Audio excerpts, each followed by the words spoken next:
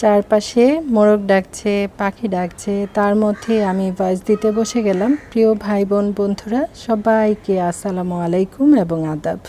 সবাই কেমন আছেন? আশা করছি অনেক অনেক ভালো আছেন। আপনাদের দোয়া আর ভালোবাসায় শুকর আলহামদুলিল্লাহ আমি ভালো আছি। কি শেয়ার করছি সেটা দেখার জন্য থাকেন আমার সাথে। এই বৃষ্টি ছেড়ে দিল। সকাল থেকে কতবার যে রোদ উঠছে আবার কতবার যে আকাশ মেঘলা হচ্ছে তার তো ঠিকই নাই। যাই হোক, আমি এখানে সব রকম মশলা মানে আদা রসুন বাটা, তারপর পেঁয়াজ, কাঁচামরিচ, হলুদের গুঁড়া, ধনিয়ার গুঁড়া, একটু মরিচের গুঁড়া সব কিছু দিয়ে, তেল লবণ সব কিছু দিয়ে খুব ভুনা ডাল খেতে আমাদের ঘরের সবাই খুব বেশি বেশি পছন্দ করে। তাছাড়া সকালবেলা রুটি পরোটা দিয়ে খাওয়া যায়, অনেক বেশি মজা লাগে। আর ডালটা নামানোর আগে আমি কি করেছি, কয়েক টুকরা আম দিয়েছি। টক ডাল মানেই হচ্ছে লোভনীয় খাবার, তাই না? তারপর আজকে রান্না করব হচ্ছে পুঁই শাক দিয়ে চিংড়ি মাছ। এটা তো আমার অনেক বেশি পছন্দের খাবার। শাক পাতা যদি কয়েকদিন খাওয়া না হয় তাহলে কেমন কেমন যেন লাগে।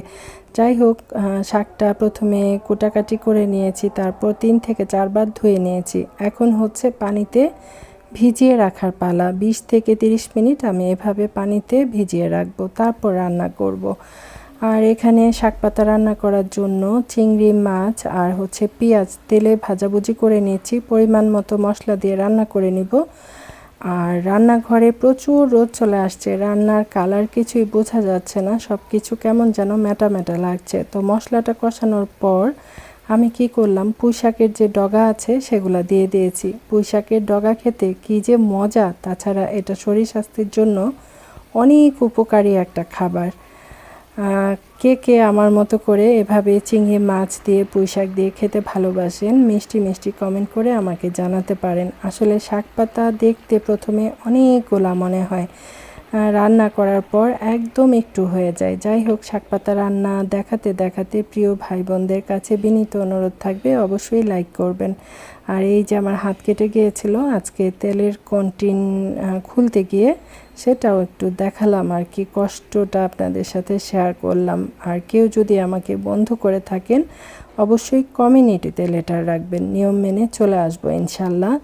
আর আপনাদের সাথে কথা বলতে বলতে দেখেন আমার পুঁইশাক রান্নাটা হয়ে গেছে। পুঁইশাক রান্নার কালারটা কিন্তু সবুজ টকটকে আছে। কালার যদি হলদে হলদে হয়ে যায় দেখতেও ভালো লাগে না, খেতেও ভালো লাগে না। কথায় আছে যে জিনিস দেখতে সুন্দর সে জিনিস খেতেও সুন্দর। ঝটপট চলে আসলাম এই যে পুঁইশাক রান্নার ফাইনাল লুক শেয়ার করার জন্য। আজকে কেউ যদি আমাকে প্রথম ওয়াচ করে থাকেন অবশ্যই আমার চ্যানেলটা সাবস্ক্রাইব করে আমাকে এগিয়ে যেতে সাহায্য করবেন। আসলে আমি আমার সাধ্য অনুযায়ী সবাইকে সাহায্য করার চেষ্টা করি, সবাইকে ফুল ওয়াচ করে সবার ভিডিও দেখার চেষ্টা করি। আর আমি খুব একটা বড় ভিডিও দেই না, তারপরও আমার ওয়াচ টাইম একদমই হচ্ছে না। এসব কথা আসলে বলতে চাই না, তারপর কেন যেন কষ্ট থেকে চলে আসে। মাঝে মধ্যে ইচ্ছা হয় একদম মানে এখানে ভিডিও দেওয়া বা কাজ করা যেটাই বলেন না কেন এগুলো ছেড়ে দিই, অযথাই সময় নষ্ট করছি।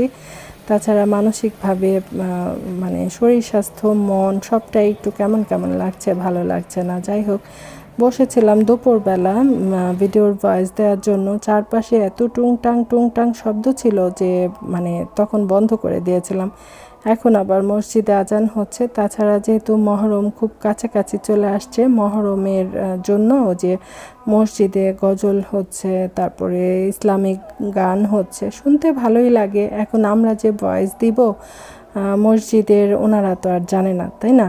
এই হচ্ছে বিষয়টা। আর আপনাদের সাথে কথা বলতে বলতে খাওয়া দাওয়া শেষ করে আমি কিন্তু আমার ছোট্ট আপার বাসায় চলে আসছি। আসলে হয়েছে কি, খাওয়া দাওয়া শেষ করার পর আমার বোন আবার ফোন দিচ্ছিল যে আসো একসাথে চা নাস্তা করবো, একটু গল্পগুজব করবো না। তারপর চলে আসলাম আর কি।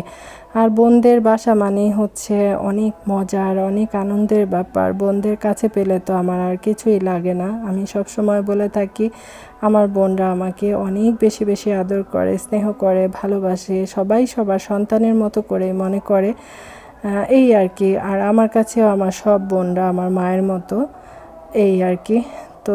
বা ছোট আপার বাসায় এসেছি, অথচ বাসাটা শেয়ার করব না, তা তো হয় না। আমি তো সব সময় আপনাদের সাথে বারান্দা থেকে চারপাশের ভিউটা শেয়ার করি। আমি যতবার আসি ততবারই আমার মুগ্ধতা বাড়ে। আর ওই যে দেখছেন গাড়ি ঘোড়া যাচ্ছে, একটু দূর থেকে আর কি ধরেছি, গাড়ি ঘোড়া যাচ্ছে। এটা হচ্ছে নারায়ণগঞ্জ আর ঢাকার লিংক রোড আর কি। আমরা এই রাস্তা দিয়ে ঢাকায় যাই, ঢাকার মানুষ এই রাস্তা দিয়ে নারায়ণগঞ্জ আসে, এই আর কি। দেখতে অনেক বেশি সুন্দর লাগে, চারপাশে ধীরে ধীরে অনেক উঁচুতলা ভবন হয়ে যাচ্ছে। তো ঠিক আছে, থাকেন আমার সাথে। মাশাআল্লাহ, কাটামুকুট গাছটা তো অনেক বড় হয়েছে, দেখি অনেক বড় হয়েছে। মাশাআল্লাহ মাশাআল্লাহ। আমার বোন তো গাছপালার অনেক যত্ন করে, আর আমি তো একদম অলসের হাড্ডি।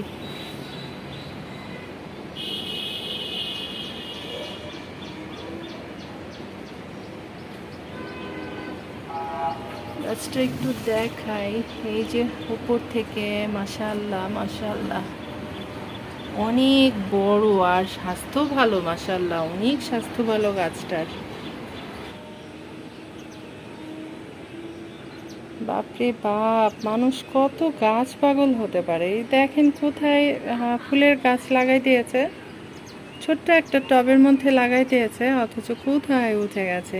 এই যে দেখেন, এই যে দেখেন। আমাকে অবশ্য এই গাছের দিয়েছে, দানা দিয়েছে। এই যে, ওরে বাবা, কোথায় গিয়ে উঠছে! এই তুমি এ গাছেরই তো বিচি দিয়েছো আমাদের? হ্যাঁ, আমরাও লাগাবো। আর এত ছোট্ট একটা টবের মধ্যে ঝিরিঝিরি পাতা, অনেক সুন্দর লাগে না? তারপর বসে পড়েছি নাস্তা করার জন্য। আসলে নাস্তার ভিডিওটা খুব সুন্দর করে করেছিলাম, কিভাবে যেন সেই ভিডিওটা ডিলিট হয়ে গেছে। তাছাড়া আমরা কি করি, যখন বোনের বাসায় আসি আমরা ডাইনিংয়ে বসি না, আমরা আমার ভাগ্নিদের রুমে বসে তারপরে সবাই মাটিতে ফ্লোরে বসে যে যেভাবে পারি সেভাবে নাস্তা করি। এই যে বাচ্চারা সবাই লুডো খেলছে, আর এই যে এখানে নাস্তা ছিল কি যেন বলে, লাচ্ছা সেমাই, আম, ঝাল পিঠা, কোল্ড ড্রিঙ্কস, এগুলা খেলাম আর কি সবাই একসাথে মিলে। তারপর খাওয়া দাওয়া শেষ করে এই যে আবার এখন আমরা বাসার উদ্দেশ্যে রওনা হয়ে গেছি। মাঝখানে অনেক আনন্দ করেছি, অনেক মজা করেছি। সবাই খুব বেশি বেশি ভালো থাকবেন, আমার জন্য দোয়া করবেন, কষ্ট করে আমার ভিডিওগুলা ফুল ওয়াচ করবেন, এটাই আশা করি। আজকে এটুকুই শেয়ার করার ছিল। আল্লাহ হাফেজ, আসসালামু আলাইকুম।